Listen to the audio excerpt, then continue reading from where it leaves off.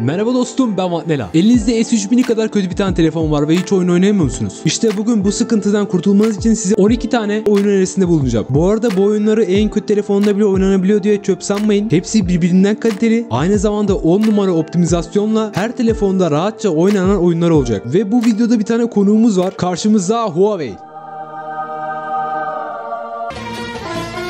Huawei benim ilk telefonum, yaklaşık 7 senedir beraber yaşadık, beraber yedik içtik.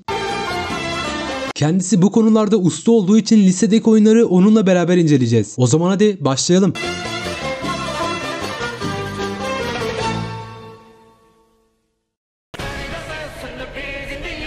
Dandıman. İlk oyunumuz bolca aksiyon içeren bir tane piksel platform oyunu. Bu arada düşük telefon deyince pikseli yapıştırmış demeyin. Ya da deyin, haklısınız. Ama ustam merak etme, ileride 10 numara grafikli oyunlar da var. Oyunumuza bakacak olursak bizim Dan diye bir tane karakterimiz var. Ve biz bu karakteri kullanarak önümüze çıkanı dövüyoruz. Tabi biz dövdükçe ortalık daha da kızışıyor. İlk başta bize bulaşan bir tane serseriyi dövüyoruz. Ondan sonra arkadaşları geliyor, onları da dövüyoruz. Polisler geliyor, onları da dövüyoruz. Hatta SWAT timleri geliyor, onları da dövüyoruz. Bu şekilde gidiyor işte. Aynı zamanda oyunun bu aksiyonunun arkasını çok güzel esprili bir dille süsleyerek eğlenceli bir hale getirmişler ve oyunda farklı bölümler ve sürekli güncellenen etkinlikler var. Bu şekilde uzun süre sıkılmıyorsunuz. Oyunun boyutu ise 183 MB ve Türkçe dil seçeneği de var.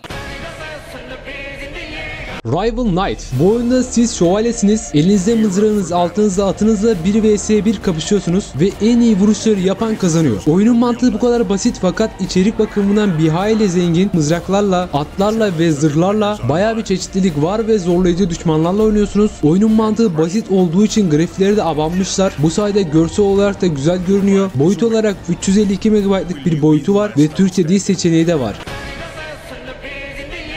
Dead Rain 2. Yeni bir platform oyunumuz var. Bu oyunda size bir hikaye eşlik ediyor. Hikayeye göre bitkiler dünyayı ele geçirmiş, hatta insanları ve hayvanları kontrol eder dereceye gelmiş. Siz de bu dünyada hayatta kalmaya çalışıyorsunuz. Oyunun çok güzel bir havası var. Hafif karanlık ama bazı yerlerde renkli falan. Ayrıca çok güzel stilist grafiklerle bu havayı iyice hissediyorsunuz. Aynı zamanda savaşlarda efektler de harika. Oyun boyut olarak 230 MB yer kaplıyor ve maalesef Türkçe dil seçeneği de yok.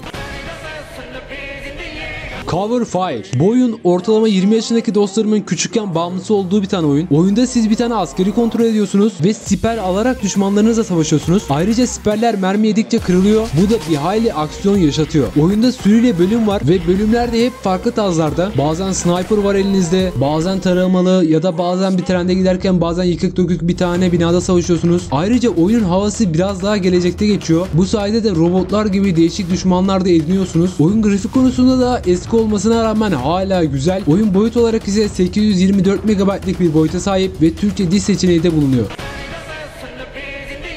Iron Blade. Bu oyun bir RPG oyunu. Oyun alternatif büyü dolu bir tane orta çağda geçiyor. Burada bir hikaye eşliğinde bazen muhafızlarla bazen ise değişik canavarlarla dövüşüyorsunuz. Ayrıca kendi kalenizi yapma ve güçlendirme seçeneğiniz de var. Bu sayede diğer insanlarla kale savaşları yapabiliyorsunuz. Oyun grafik konusunda da oldukça iyi ve yeteneklerinizi kullandığınızda veya düşmanlarınızı savunduğunuzda vuruş hissiyatını harbiden yaşıyorsunuz. Oyun boyut olarak 4 GB ve eskiden Türkçe dil seçeneği olmasına rağmen kaldırmışlar. Bu yüzden şu anda Türkçe dil seçeneği bulunmuyor. Hang Lime Mountain Climber. Bu oyun daha çok zaman geçirmek üzere kurulu bir oyun. Siz bir dağcısınız. Elinizde ip atmak için dizayn edilmiş bir tane alet var. Bu sayede bir yere kanca atıp oraya gidebiliyorsunuz ve bu aleti kullanarak dağa tırmanmaya çalışıyorsunuz. Tabi bu da kolay olmuyor. Dağda şekilli araziler ve tuzaklar var. Bunlar da oyunun tuzu biberi oluyor ve bu engellerden kaçarak tepeye ulaşmaya çalışıyorsunuz. Oyun boyut olarak 630 MB ve Türkçe dil seçeneği de bulunmuyor. Shuddered Pixel Dungeon. Bu oyunu tanıtmadan önce elinize bir tane karton alın ve telefon yapın. Onunla bile çok rahat oynadığınızı göreceksiniz. Hatta rivayete göre ankresörlü telefonlarla bile oynayanlar var. O derece bir oyun. Oyun piksel diye kafanızı çevirmeyin. Oyunun çok güzel mantığı var ve eğer öğrenip harbiden oynarsanız yıllarca sıkılmadan oynayabilirsiniz. Oyunda 4 farklı karakter var ve bu karakterlerin hepsinin farklı özellikleri var. Bir tane seçip olaya başlıyorsunuz. İlk olarak bir zindanda başlıyorsunuz ve odaların kapılarını açarak içlerinden ekipman veya iksir buluyorsunuz. Bunları da kullanarak daha da güçleniyorsunuz. Ayrıca kapının arkasında değişik düşmanlarınız da olabilir. Bunları da yenmeye çalışıyorsunuz. Fakat bu düşmanların her birinin farklı özellikleri var. Ona göre taktikler yapmanız lazım ve oyunu öğrenmesi biraz zor ama öğrendikten sonra harbiden keyif alıyorsunuz. Oyun 125 MB boyuta sahip ve Türkçe dil seçeneği de mevcut ve iPhone'larda $5 gibi bir ücreti var. World War 2. Bu oyunumuz bir FPS oyunu. Adından da belli olduğu gibi 2. Dünya Savaşı'ndan kalma bir temada diğer insanlarla savaşıyorsunuz. Oyunda bazuk olan küre silahlar oldukça çeşitli ve takım maçı, ölüm maçı gibi 6 tane modda genelde 5 vs 5 şekilde oynuyorsunuz. Grafik konusunda da oyun bayağı başarılı. Tabii çok daha iyi grafikli oyunlar var. Fakat bu kadar düşük telefonlarda oynanan ve bu oynayış ve grafiği veren nadir oyunlardan. Oyun 714 MB boyuta sahip ve Türkçe dil seçeneği de mevcut. Dead Trigger 2. Bu oyun zombilerle dolu bir dünyada hayatta kalan bir grup insanın arasında geçiyor. Siz de o insanlardansınız ve zombileri indirmeye çalışıyorsunuz. Oyunu hikaye eşliğinde oynuyorsunuz ve çeşitli zombiler ve her çeşitli bulunan değişik görevlerle bayağı bir aksiyon yaşıyorsunuz. Oyunun grafiklerine bakacak olursak günümüzdeki oyunlara göre ortalama olduğu söylenebilir. Fakat aksiyonda ve çeşitlilikte üstüne tanıyamayız. Ayrıca bu oyunu telefonunuz kaldırmazsa veya bu oyun internetli bir şekilde oynanıyor, internetiniz yoksa Dead Trigger 1'i deneyebilirsiniz. O da hikaye ve çeşitli bakımından bu oyun kadar olmasa da gayet güzel. Oyun boyut olarak 1.1 GB ve Türkçe dil seçeneği de maalesef yok.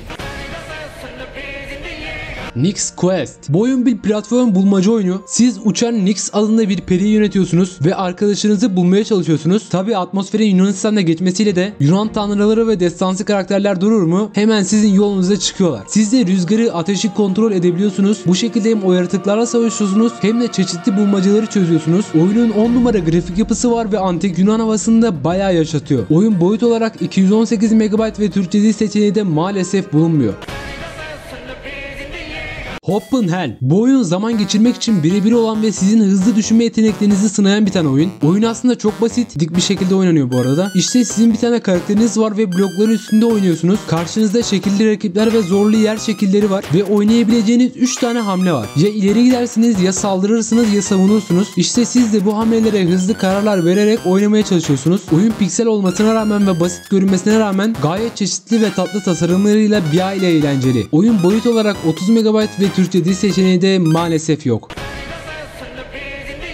Mekorama. Bu oyun mantık ve 3 boyutlu düşünme yeteneğinizi zorlayan bir bulmaca oyunu. Oyunda çeşitli yapılarda ve bazen düşmanlarla dolu zorlu görevler var ve siz de bu zorlu mekanlarda karakterinizi çıkışa ulaştırmaya çalışıyorsunuz. Bunu da mekana taş, toprak, su gibi veya döndürme aleti gibi şeyler koyarak, yani mekanı kendiniz tasarlayarak yapıyorsunuz. Ayrıca oyunun çizimleri bayağı tatlı. Oyun boyut olarak 20 MB ve Türkçe dil seçeneği de bulunmuyor. Ve dostum, artık videonun sonuna geldik. Umarım videoyu beğenmişsindir ve işine yaramıştır. İstersen kanalımızda ziyaret edebilirsin, daha fazlasını keşfedersin. Neyse, seni daha fazla tutmadan ben kaçayım. Kendine iyi bak, hoşça kal.